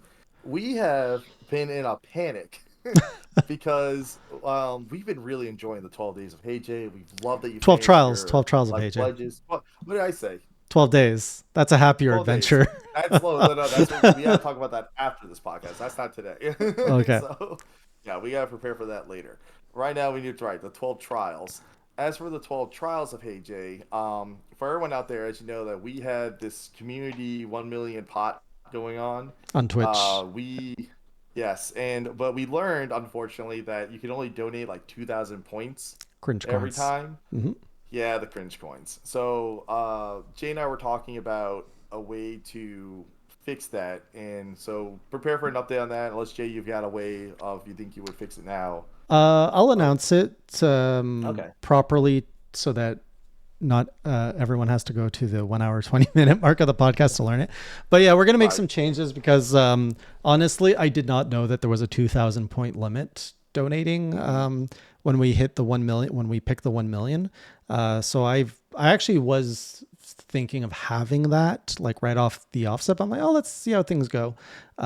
But I think a 500,000 is very respectable and achievable. Mm-hmm. So Mm-hmm. we'll probably do that, and we might throw in a bonus too that I'll Mm. announce through the Discord actually. So if you want to Good know idea. more about the 12 Trials of HeyJay and how you can bring more pain for my birthday, be sure to join the Discord. Basically, in a nutshell, if you're not familiar with it, it's a 12 challenges related to the pledges I've made, either completing them or returning to some of those games, whether they be the Soulsborne games, Monster Hunter games, Castlevania games, or Devil May Cry games, and doing something I don't want to do. Mm-hmm. I don't want to do, but I have to do You have to do. That's the thing, though. as per the But, pledge. Yes. but yes, yes, yes. And again, any mistakes that have happened, I'm 100% to blame. I was like, oh yeah, it's based off what we talked about. Like this should be a good goal, and then based off what reality hit us with, we're like, whoopsie. Yeah, well, it's always good to have a target, and then you adjust as needed. Well, I appreciate that you're willing to adjust. That shows how flexible you are. I Yeah, appreciate well, that. it's all for the community and the fun we have together. That's true. And we've been having a lot of fun recently. Good. And then also, man, we've been seeing some old faces Yeah. on coming back for the Castlevanias and stuff like that. That's been pretty It's cool. bringing in all of the like little pockets of the classy crew community. Yep. Yep. Those who were there for Castlevania, those who care more about Devil May Cry. So look at that. We've got diversity now. It's not all just Monster Hunter viewers. Right. And then I was gonna say I don't remember. I'm moving forward. All right. No problem. So all right, so moving forward, when we talk about community, it makes me want, of course, yes, it's time for our Okay. community feedback. I've got two previous comments, and they both come from Discord. The first one, of course, comes from Godzilla. Well, now we've changed our name, so now it's actually Godzilla 8000. I know who you are. On Discord, he said, honestly, I think Monster Hunter live service thing is only really a problem when looked at from a streamer's perspective. Part of being a streamer is playing many different games and opening yourself to new audiences, which doesn't work well with a constant trickle of content, forcing you to kind of stick to one game for longer than it's viable. Actually, so there are streamers or content creators that thrive on single games. Look Mm, at any League of Legends streamer, not even mm, competitive player, just streamer.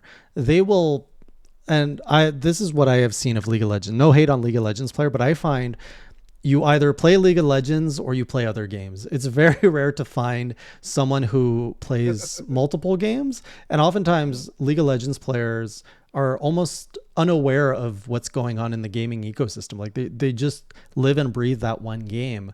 So that's an example, but the same could be said about Overwatch, about Call of Duty, any of these Mm. games as a service. It requires so much investment to build a community and build skill in it that I think some streamers gravitate towards that. The thing is with Blue and I think we tend to be more variety where we like to experience new things. We want to seek Mm. out and Hmm. try and taste and go to the buffet of gaming. So to us, it's more of a challenge. Yeah, being a variety streamer, it's funny. We were just talking about bringing all the old faces and stuff like that from your previous stuff, Mhm. and but yeah, being a variety streamer, I kind of actually I think I agree with Godzilla a little bit here as a variety streamer, but not as a only playing one game because when you have that audience, they are expected for you to play that one thing. Like when I played Monster Hunter World, for example, I could have just been like, "Yep, I played through the whole game. Now I'm going to play it with just this one weapon." Because as I Yeah. said, I've played with 15 plus different characters with one weapon only all the way through.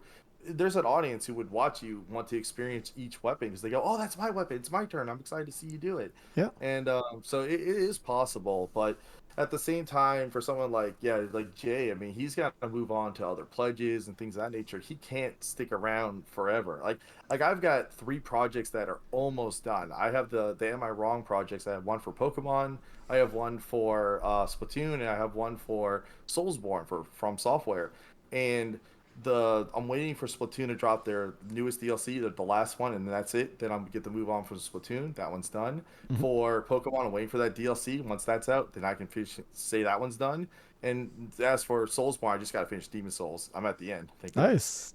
Nice. But Oh, yeah, I just gotta finish Demon Souls, and then I get to move on. But the point is, yeah, I'm currently being held back a little bit by waiting for that content. And so, but all in all, it can be a little rough. And I think, I appreciate everyone for their patience, especially for when poor Jay over here, everyone's always being up on Jay, like, oh, you didn't finish this thing. Well, just wait for it to get done. Like what was the thing I said that I was waiting? Oh, Monster Hunter Sunbreak. I didn't touch Sunbreak since um Title Update 3 was the last one I did. I fought Crimson Glow Valstrax, and I hmm. decided to say, nope, I'm just going to wait for TU4, TU5, and then the little bonus one they gave after. Yeah. So now that they're all out, I said after July hits, I'm going to go back to Rise, Sunbreak, and I'm going to finish it. Because I just go, look, on my schedule right now, I don't have time to jump back and forth. I want to dive into that content. I'll play it probably for a week, enjoy it, and be able to move on. So, but yeah, Yeah. that was something we talked about last time, and but yeah, good comment. All right, next one, of course, Nero on Discord. Yeah, he had a lot to say, but I'm gonna give the TLDR because this one was pretty long. Okay. He talked about a lot about how Final Fantasy improved and changed by doing its own thing rather than trying to merely copy the king of the MMOs at the time, which was World of Warcraft. For Hmm. games that stand up to Monster Hunter, they truly need to innovate accordingly.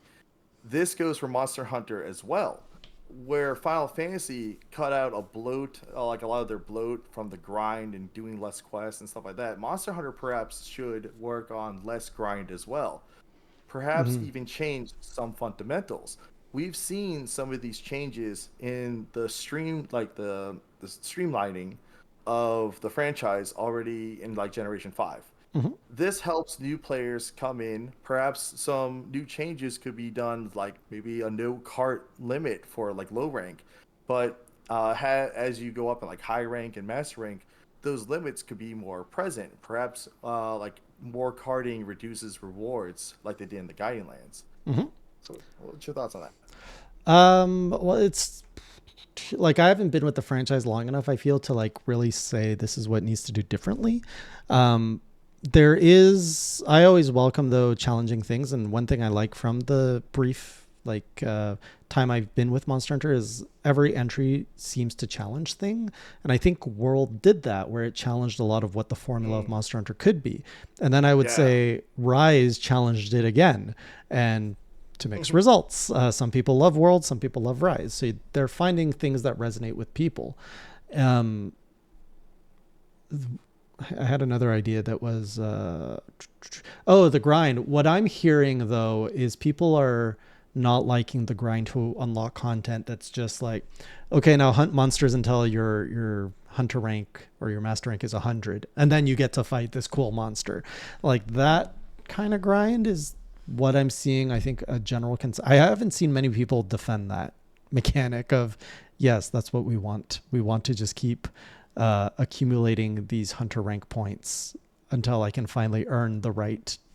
Like, I think the spirit can be there of earning the right to hunt something, but I think what the discussion is let's not make that a massive time commitment is the way to earn it. Let's make it, and I think there's room there for Capcom to explore of, okay, how do you earn the right to hunt a bigger monster that's not a time sink, or a dull time sink, right? Yeah, But because there's probably better ways of handling it.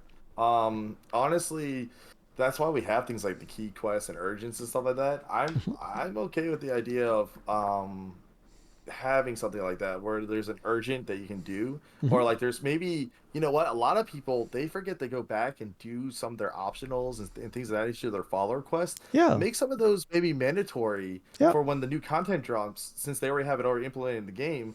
That way, if you already did it, good news, you can jump right into the next thing. But if not, it encourages you to go back and try play more of the game they've already given you. that's actually a really good idea. I was thinking of a game like Super Mario 3D World, for example. There's a lot of hard content at the end of that game, and you don't have to grind anything. You just have to show that you've earned the right to take on Crown World. And like, every time like that game just keeps going on. It's like, oh, here's Castle World. Oh, jokes, here's Bowser World. Jokes, here's Mushroom World. And it just keeps adding, rewarding the player for overcoming challenges. So if it's a series of quests or a series of urgents, like you said, or the optionals, or tie it into something that the player wants to do.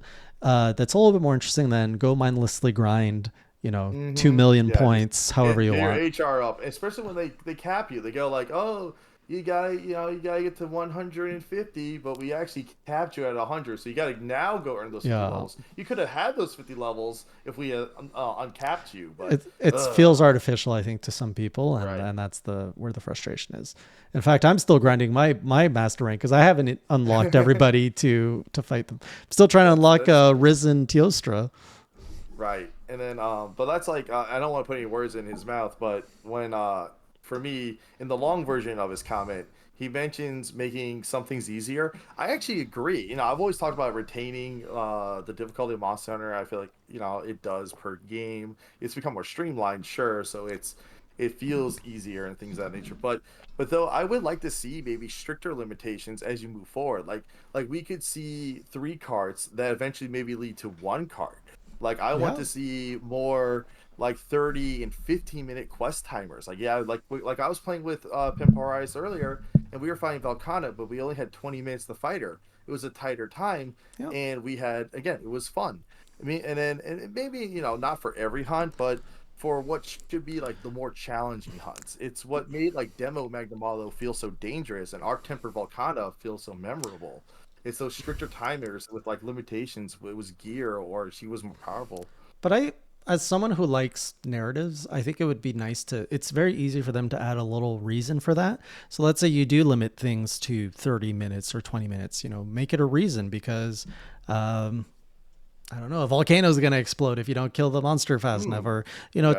tie it to something that it doesn't feel like bloat or a challenge for the sake of a challenge, but tie the challenge to the narrative of the game or the reason that the player's playing, so that I want to do this challenge not just for the sake of challenging, but because the game almost invites you to do it. And Hmm. I'm because I am the type of player who I tend to not welcome optional challenges. Like, you know, the things that's like, this is really hard if you want to go do it, but you get nothing out of it outside of bragging points. I tend to not like that. But if you tell I me, see. oh, there's a trophy behind this, or there's like an award, or there's something, I'm like, oh, okay, I'll go get Yeah, that. an unlock, sure. Yeah, yeah. It's funny. That makes me think about when we did the 12 trials of HeyJay. One of them was we did Rise. You and I, we went and did the arena quest together. And the Yeah. thing you may have not realized, by the way, is because we only had one cart. You're not allowed to cart once. If you do, you fail. Yeah. So because of that, I would like to point out, like, even though these fights have become more difficult and things of that nature, I kind of feel like I told you the restock ability in the camps isn't necessary because we only had the potions available to us, yet Hmm. we got through those hunts with only the potions available to us, and we couldn't cart. It Right. just shows that the old Monster Hunter style of having limited healing Yeah. is, I think, a very approachable thing. We don't need to have infinite potions available to us. No, and our playstyle changed too in those missions. We were a Yeah. lot more cautious and less gun ho about, and more strategic. Of okay, you go here, you go here. Oh no, go like heal, or oh, I'm Hmm. gonna distract the monster. It does add a different element of play to the Yeah, game. those hunts made me feel like I was playing older Monster Hunter, and I was Hmm. like, "Oh man, I'm really enjoying this." It was fun.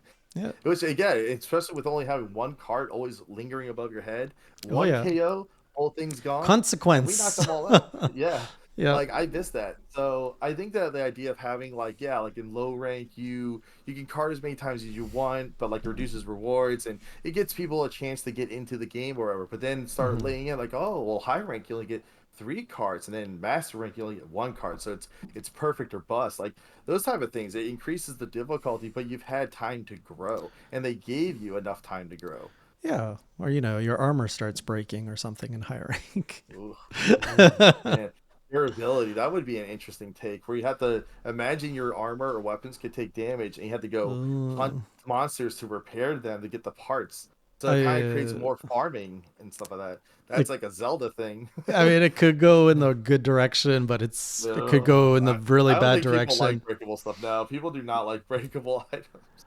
No, but it does. I know why they do it in Zelda. It's a very intentional design because Mm, it makes, you know, the whole spirit of the Breath of the Wild universe is all about resourcefulness.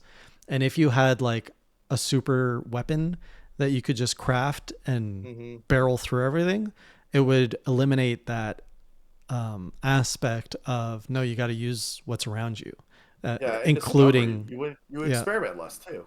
exactly. And You want to try out new things. I think they've done it, and I don't want to go too far into this, sorry, but in Tears of the Kingdom, I think they leaned more into that, and I get it more now, Mm, especially with the whole fuse system. It's mm, making me have to play in ways I didn't play in Breath of the Wild that makes me have to be even more resourceful. And I was like, oh, mm, I see what they're doing. And it's creating mm, another experience that maybe I wasn't expecting out of a Zelda game, and maybe I don't want out mm, of a Zelda game, but it's the experience mm, that they clearly intended me to have. mm. Well, all right. Well, this has been a fun one. Of course, it's good to be back, and I know this was a bit ranty, but man, that movie, ah, man, it's like we want to talk about anything else other than the movie, but it has to be discussed Yeah. because there's so many projects that have been good. Like you said recently, we're going through a little bit of a renaissance when it comes down to video game properties. But it sucks because we still have those bumps in the road. Like the Halo show is terrible. Don't Mm. see it. Anyway, but then but then we have, I told you, like our wins recently, like with Sonic and Mario, and I'm trying to think what's another project that's about to come out. There was one that was in my head. Was it, did you say a Dark Souls project was coming out? Oh, yeah, that's true. There is Netflix adaptation. Okay, it's not Dark Souls actually. It is supposedly they say it's being inspired by Dark Souls. Okay. And so we'll see. Is it I'm called waiting to hear Is it more. called Berserk? Yeah, that's what we said. We're like, you mean Berserk? Anyway, but Yeah. like, but as for what it's gonna be, we'll find out more about that as things come out. But I hope it's good, and we'll talk about the possibilities of what a Dark Souls adaptation could be in the future. But we'll leave all Soulsborne stuff for the next podcast because the next one's the one that I've been harked about for a while. We're finally gonna talk about Bloodborne. Because you finally finished it. Yep, I platinum that sucker, and also you might be going back to Bloodborne soon. We'll I'm not, see. maybe, but I'm not Let's get platinum. to Heyday. All Oh, those another Heyday trials. old piece of hardware I gotta hook up again. I've moved away from All right. consoles that I'm like, oh man, it's such a pain to get those back up and running Mhm. once you've left them behind and unhook them. All But yeah, right. Bloodborne is next. We're hoping to get back into a more regular schedule, so ideally roughly once a month. So look out That's for what it's the supposed to be. Bloodborne XP Hunter sometime in September. Otherwise, everyone, it was a great time. Thanks for listening to this podcast. And until the next time, keep it classy, or as Blue would say, Enjoy the hunting life. Gee.